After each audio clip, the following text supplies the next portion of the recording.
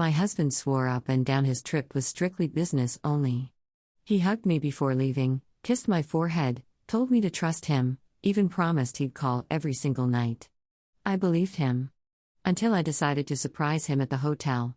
The first thing I saw was his so-called work wife sitting in the lobby, wearing his shirt, laughing like they owned the place. Then, right in front of me, he leaned in and kissed her like I didn't even exist. That same night I dropped divorce papers on his desk, ignored his 147 calls, and realized the man I gave 12 years of my life to was nothing but a stranger with a wedding ring. I saw them before they saw me.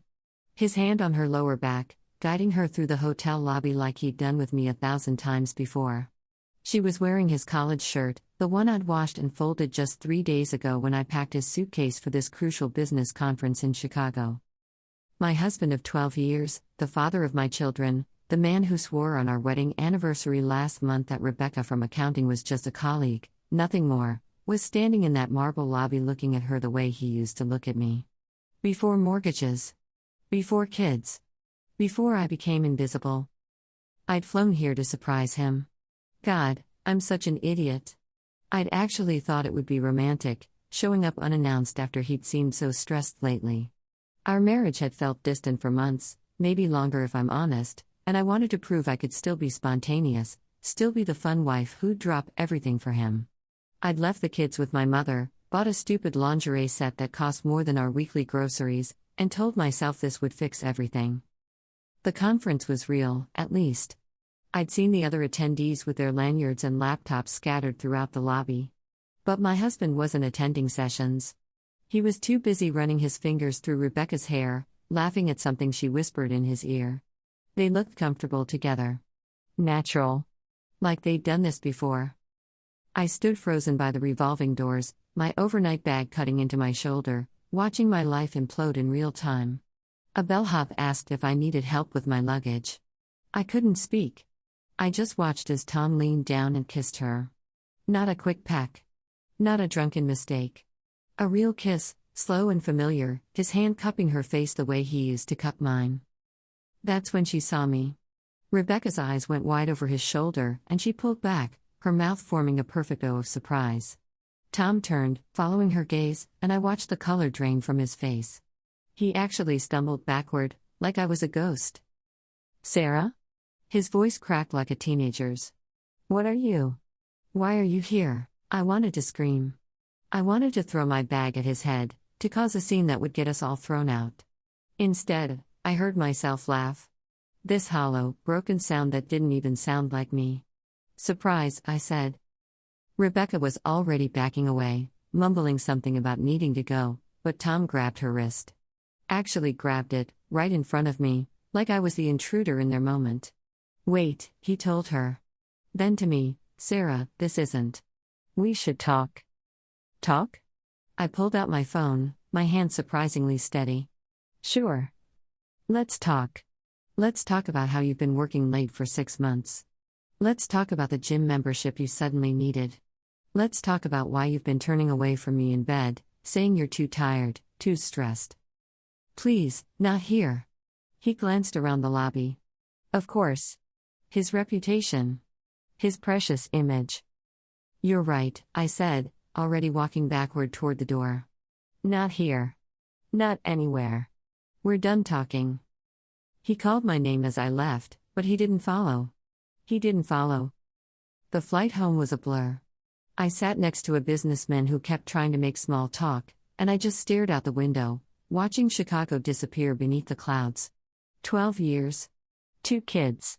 A house we just refinished the kitchen in because he said he wanted to host more dinner parties. All of it built on lies. I went straight to a lawyer's office from the airport. Still in the same clothes, still carrying that pathetic overnight bag with the lingerie I'd never wear. The lawyer, a woman named Janet who'd been recommended by my sister after her own divorce, took one look at me and poured me a glass of water. When did you find out? She asked. 3 hours ago. She nodded, sliding a box of tissues across her desk even though I wasn't crying. I couldn't cry. Not yet. Do you have proof? I thought about the photos I didn't take, the scene I didn't cause. No. But I don't think he'll contest it. I was wrong about that. Tom flew home that night, cutting his conference short. He was waiting in our living room when I got back from Janet's office, sitting in his favorite chair like nothing had happened. The kids were still at my mother's, thank God. "We need to talk about what you think you saw," he started. "What I think I saw?" I set my purse down slowly, carefully, like any sudden movement might make me explode. "I saw you kissing another woman. Your colleague. Your work wife, as everyone at your office apparently calls her. It's not what it looked like. You kissed her, Tom. I watched you kiss her. I was drunk. The conference, there was a reception, and it was 2 in the afternoon." He shifted tactics then, standing up, moving toward me with his hands out like he was approaching a spooked animal. "Okay, yes, I made a mistake. But it didn't mean anything. Rebecca means nothing. You're my wife. You're the mother of my children, don't." I backed away. "Don't you dare use our children as a shield. I'm not." "Sarah, please. One mistake doesn't erase 12 years. One mistake?" I laughed again, that same hollow sound. "How long, Tom? How long have you been sleeping with her?" "I haven't, we didn't." "How long?" He broke then. Collapsed back into his chair and put his head in his hands. 4 months. 4 months. While I was planning his 40th birthday party. While I was defending him to my mother, who said he seemed distant. While I was telling myself that all marriages go through rough patches. "Get out," I said. "This is my house too. Get out, or I call my mother and tell her why she needs to keep the kids another night. Then I call your mother. Then I call your boss." He left.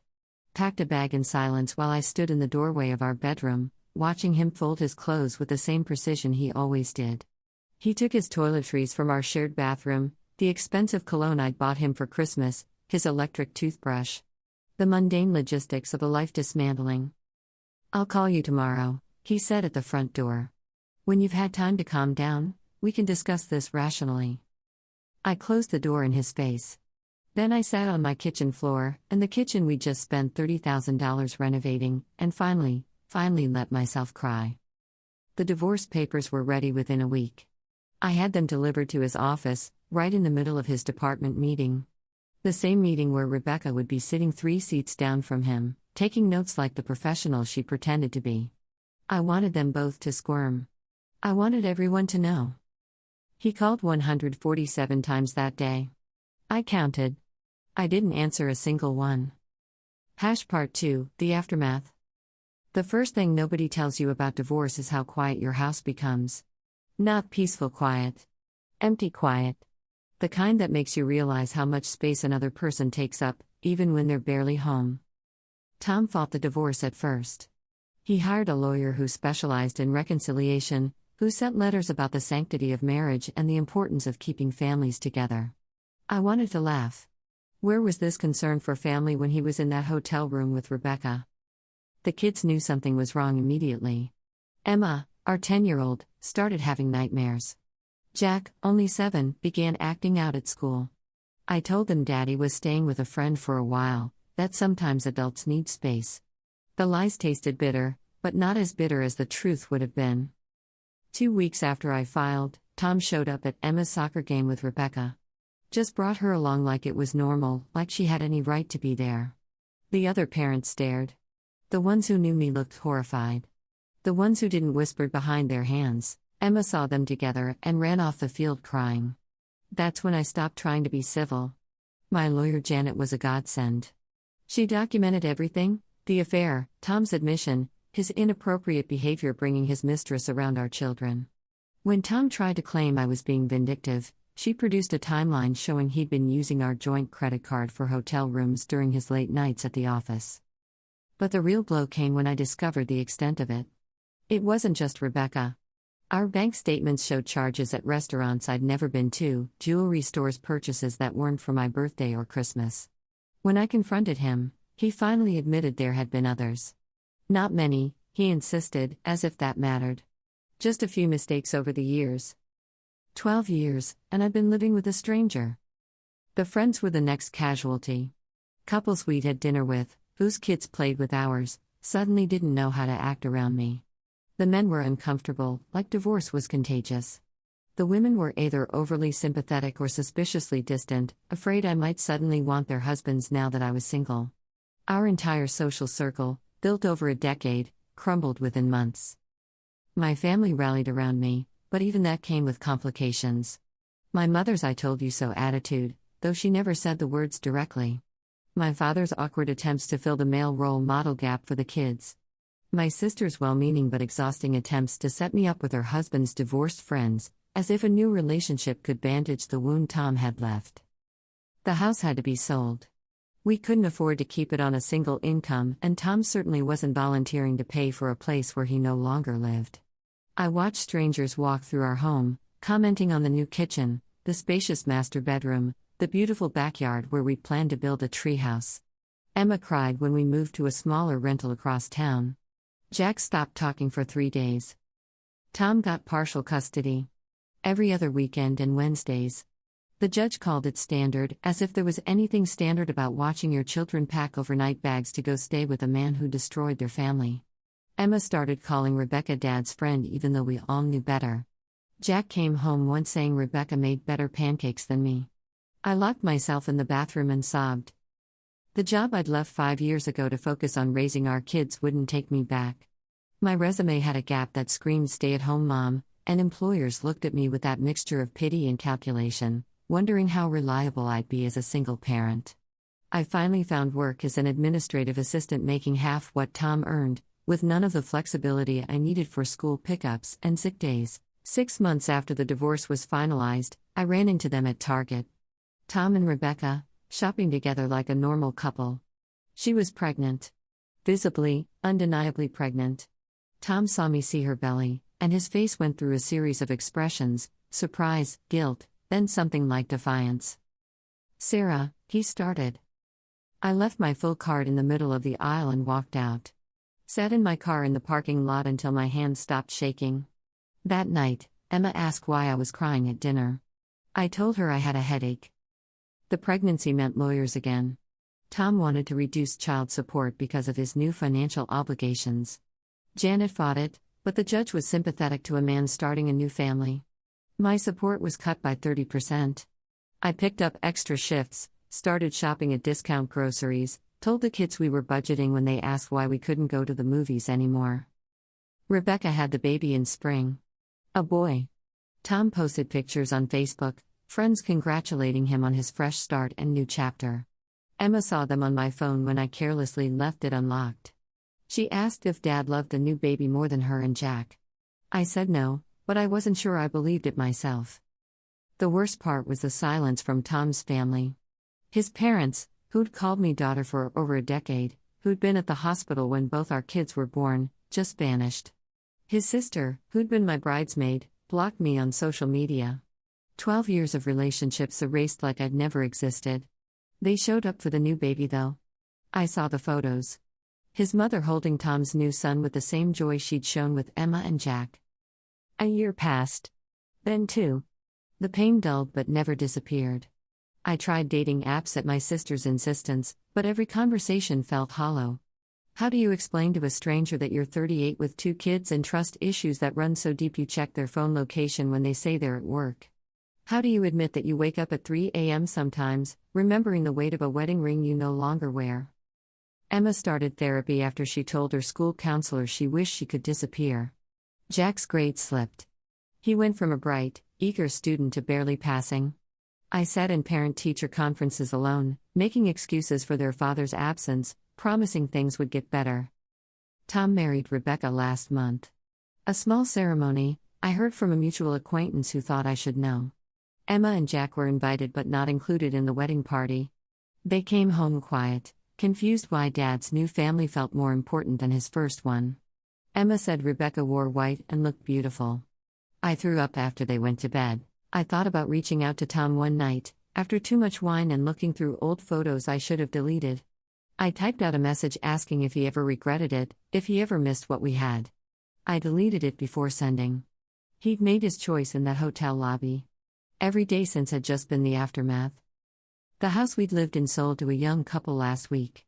I drove by, saw them painting the shutters a different color, planting new flowers where I had my rose bushes. They looked happy. In love.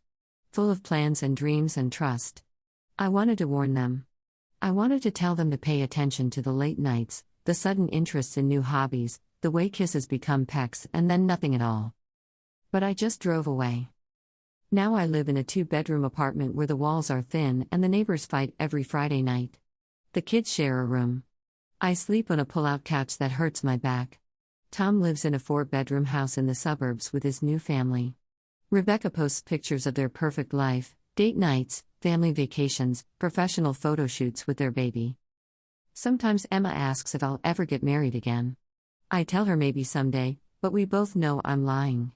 How do you trust again when the person who promised to love you forever was capable of such calculated deception? How do you believe in love when you've seen how easily it can be discarded for something newer, more exciting? Last week was what would have been our 15th anniversary. Tom didn't remember, of course. But I did. I sat in my car outside the apartment, looking at my bare ring finger, thinking about the woman I used to be. The one who believed in forever. The one who trusted completely. The one who packed her husband's suitcase for a business trip and kissed him goodbye, never imagining she was sending him into another woman's arms. That woman feels like a stranger now. Someone naive and foolish who I can barely remember being. I miss her sometimes. She was happy, even if it was built on lies. She had hope. She had a future that made sense. The last time I saw Tom was at Jack's school play. He sat 3 rows ahead with Rebecca and the baby. He turned once, caught my eye, and quickly looked away. In that moment, I realized he'd already rewritten our history. In his mind, I was probably the bitter ex-wife, the one who couldn't let go, who made the divorce difficult. Rebecca was his true love, the one who understood him, who made him feel alive again. But I know the truth. And someday, maybe at another conference, in another hotel lobby, Rebecca will know it too. Men who cheat with you will cheat on you. It's not a possibility, it's a promise. I don't wish him well. I don't wish him ill. I nothing him, which is exactly what he made me feel in the end. Invisible. Replaceable. Forgotten. The only difference is now I see myself clearly, a woman who survived betrayal, who gets up every morning for her kids even when she doesn't want to face the day, who rebuilt a life from ashes even if it's smaller and quieter than before. I'm not the same person who stood in that hotel lobby watching her world collapse. That woman died that day, replaced by someone harder, more careful, eternally skeptical of love's promises. Sometimes I wonder if Tom ever thinks about what he destroyed. If he ever wakes up at 3 a.m. remembering our first apartment, our wedding day, the nights we stayed up with sick babies, the dreams we shared before he decided they weren't enough. But then I remember, it doesn't matter what he thinks. He's just a stranger with a wedding ring now. And I'm finally learning to be okay with being alone.